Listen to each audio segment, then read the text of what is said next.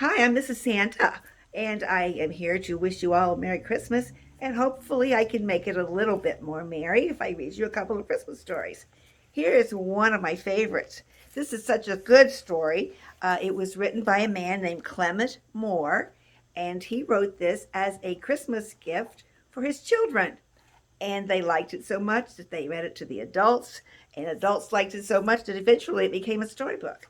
This one has been illustrated by Anita Lobel, and the pictures are delightful, and I'll show them to you. This is such a good book that some people have even made it into a song, but I'm not going to sing it for you today. I'm just going to read you the story and show you the pictures. And I hope you like it as much as I do, because when I was a little girl, my mama used to read this to me. The night before Christmas.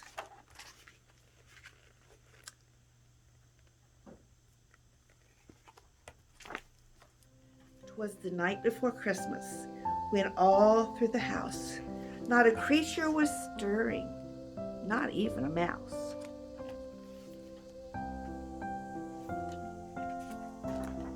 The stockings were hung by the chimney with care, in hopes that St. Nicholas soon would be there.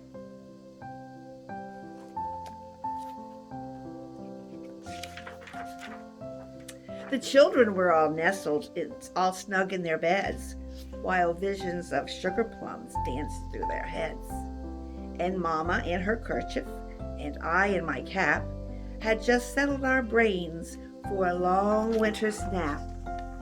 Now in those days the houses were sometimes cold at night, and people would sleep in sleeping bonnets or sleeping caps. I don't know if you do that or not, but it might be a good idea on a cold night. When out on the lawn there arose such a clatter, I sprang from my bed to see what was the matter.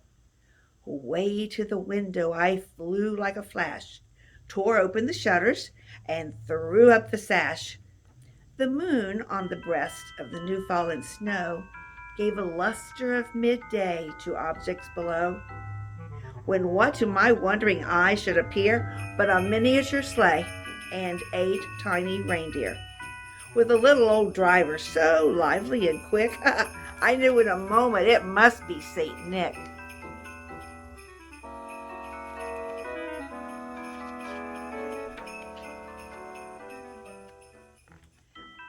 More rapid than eagles his coursers they came, and he whistled, and he shouted, and he called them by name.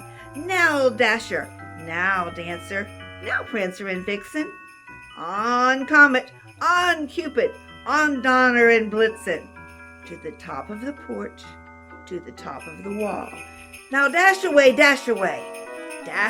all. Wouldn't that be fun to ride with Santa? Well, as dry leaves that before the wild hurricane fly, when they meet with an obstacle, they mount to the sky, so up on the housetop the coursers they flew, with a sleigh full of toys, and St. Nicholas too.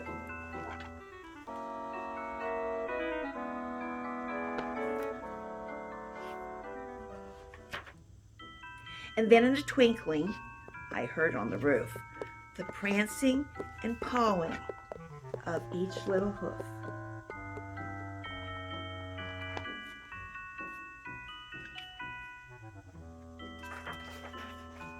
As I drew in my head and was turning around, down the chimney St. Nicholas came with a bound.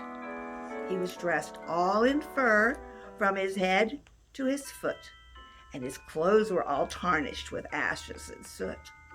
A bundle of toys he had flung on his back, and he looked like a peddler just opening his pack.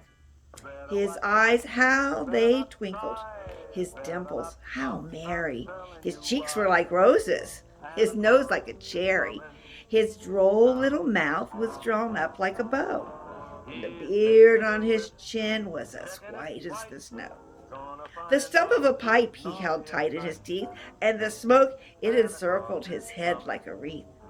He had a broad face and a little round belly that shook when he laughed like a bowl full of jelly. He was chubby and plump, a right jolly old elf, I laughed when I saw him in spite of myself. A wink of his eye and a twist of his head soon gave me to know I had nothing to dread. Santa Claus is coming to town. He spoke not a word, but went straight to his work. He filled all the stockings and then turned with a jerk, laying his finger aside of his nose, giving a nod, up the chimney he rose. And he sprang to his sleigh, to his team gave a whistle, and away they all flew like the down of a thistle.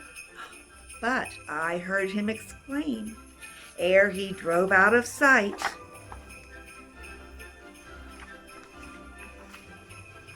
"Happy Christmas to all, and to all a good night." I hope you like that story. Remember, it's by Clement Moore, and the pictures were by Anita Lobel.